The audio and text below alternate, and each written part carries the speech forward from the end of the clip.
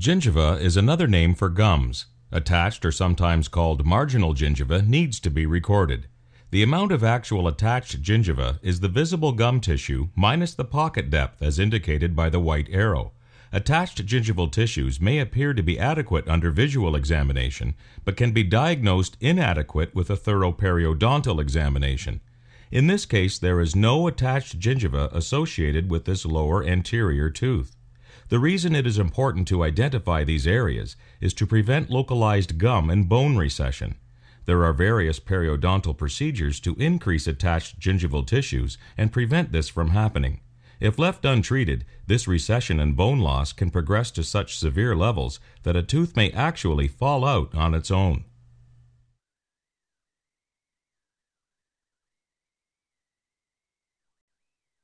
This movie shows how we can perform root coverage and treat recession with insufficient attached gingival in the area. The tooth roots are exposed and treated with different types of preparations, such as citric acid, to increase tissue attachment. A connective tissue graft is placed over the root areas. The gums are then moved higher up on the tooth and sutured into place, covering the root areas. A protective packing may then be placed. The attached gingival tissues heal and cover the area and roots. Connective tissue is harvested from the palate. It is the piece of tissue taken from the inner layer between the outside tissue and the palatal bone. Once removed, the incision line is closed with sutures and the area heals.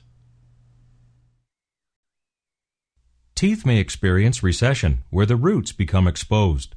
This movie demonstrates a situation where some teeth have also lost their tough gum tissue or attached gingival. Attached gingival holds the gums firmly to the teeth and prevents calculus or tartar building up between gums and teeth. To treat this condition, the flap is reflected from the teeth. A prefabricated human graft tissue can be placed into the area.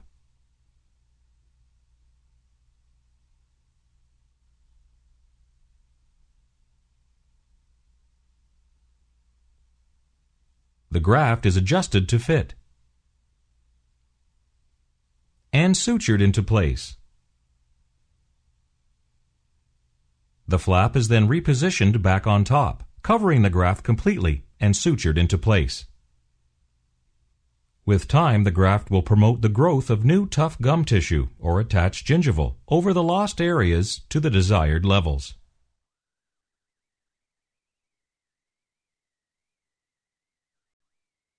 Here we see that the results we can expect from surgical correction of recession are dependent on the level of the adjacent bone.